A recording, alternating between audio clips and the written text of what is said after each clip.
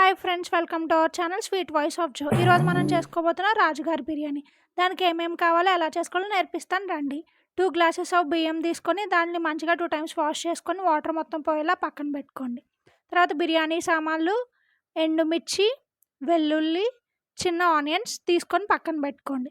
Chicken 1/2 kg chicken తీసుకోండి. దాన్ని మంచిగా మ్యాగ్నేట్ చేసుకోండి.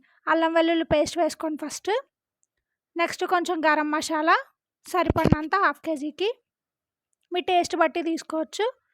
కారం 2 టేబుల్ స్పూన్స్ ఆఫ్ కారం వేసాం మేము. మీరు ఇంకా ఎక్కువ కావాలనుకుంటే వేసుకోవచ్చు, కొంచెం స్పైస్ ఎక్కువ తినే వాళ్ళైతే. తర్వాత కొంచెం సాల్ట్ వేసుకోండి టేస్ట్కి సరిపడంత. అంటే మరీ ఎక్కువ సాల్ట్ వేసుకోకండి, అలాగే బిర్యానీలో కూడా వేసుకుంటాం కదా, మళ్ళీ కొంచెం సాల్ట్ వేసుకోండి. వేసుకొని తర్వాత కొంచెం పెరుగు వేసుకోండి. పెరుగు వేసుకొని మొత్తం కలిపి మంచిగా మ్యాగ్నేట్ చేయండి. మొత్తం కలిపి ఒక దగ్గర పక్కన పెట్టుకోండి. ఒక 10 minutes అలా చూడండి, ఇలా మంచిగా కలుపుకొని ఇలా పక్కన పెట్టుకోండి ఒక 10 minutes. అది అయిపోయిన తర్వాత ఒక బౌల్లో కొంచెం గరం మసాలా, అల్లం వెల్లుల్లి పేస్ట్ తీసుకోండి. ఇప్పుడు రైస్ మ్యాగ్నేట్ చేస్తున్నాం. ఆ 2 రైస్లో వేసి మంచిగా కొంచెం కారం కూడా వేయండి. ఒక 2 టేబుల్ స్పూన్స్ వరకు కారం వేసి అది కూడా కలపండి. మంచిగా మొత్తం మిక్స్ అయిపోవాలి రైస్కి. చూస్తుంటేనే మనకు అర్థమవుతుంది. మంచి రెడ్ కలర్లో రావాలన్నమాట. ఆ కలర్లో వచ్చే వరకు 2 టేబుల్ స్పూన్స్ ఆఫ్ కారం వేసుకొని కలుపుకోండి. చూపిస్తున్న విధంగా కలుపుకొని పక్కన పెట్టుకోండి. అది కూడా చూస్తున్నారు కదా ఎలా కలపాలో. ఈ కలర్ వచ్చే వరకు కలుపుకొని మంచిగా పక్కన పెట్టుకోండి. తర్వాత ఒక కడాయిలో కొంచెం ఆయిల్ వేసుకోండి చికెన్ కర్రీ చేసుకోవడానికి.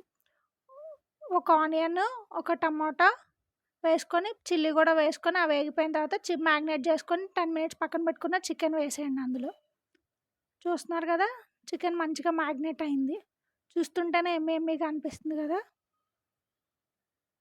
సో ఇప్పుడు మొత్తం వేసుకొని అది కూడా ఫ్రై అయ్యే వరకు ఒక 70% కర్రీ అయిపోయే వరకు కర్రీ చేసుకోవాలన్నమాట. ఇది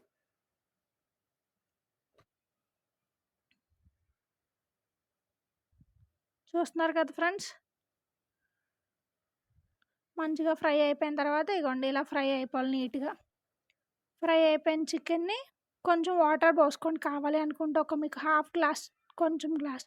తర్వాత ఒక బాండీలో కొంచెం ఆయిల్, కొంచెం చిన్నది నెయ్యి వేసుకొని అది కూడా వేసుకున్న తర్వాత ఫ్రెండ్స్ మేము జీడిపప్పు మార్చేసాం. మీరు అలా చేయకండి, మీరు కొంచెం లేట్గా వేసుకోండి. ఫస్ట్ ఇవన్నీ ఎగిపోయిన తర్వాత అప్పుడు జీడిపప్పు వేసుకోండి, ఏమనుకోకండి ఫ్రెండ్స్.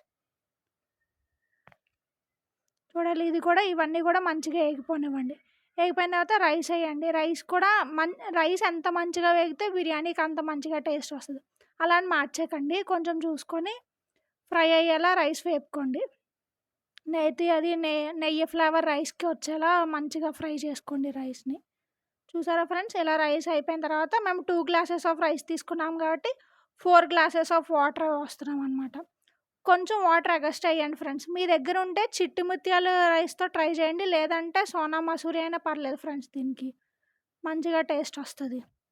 అది కూడా అయిపోయిన తర్వాత కర్రీ ఉంది కదా ఫ్రెండ్స్, 70% మనం బాయిల్ చేసుకున్నాం కదా, దాన్ని తీసుకొచ్చి ఇందులో వేసేయండి ఫ్రెండ్స్. వేసి మంచిగా కలుపుకోండి. కర్రీ, రైస్ మొత్తం మనం వేసినవన్నీ మిక్స్ అయ్యేలా. సాల్ట్ కూడా మీకు సరిపడినంత చూసుకొని, ఆల్రెడీ కర్రీలో వేసాం కదా, దీంట్లో కూడా మొత్తం సరిపోయేలా వేసుకోండి ఫ్రెండ్స్. అన్నిటికీ మంచిగా కలిపి మూత పెట్టి ఫస్ట్ హై ఫ్లేమ్లో, నెక్స్ట్ మీడియం ఫ్లేమ్లో ఉడికించుకోండి ఫ్రెండ్స్. అంతే friends, biryani ready. Emmy biryani ready. Taste చేస్తారా మీరు మాతో? అయితే మా ఇంటికి రండి. అంతే friends. Oops, please do subscribe to our channel. Thank you.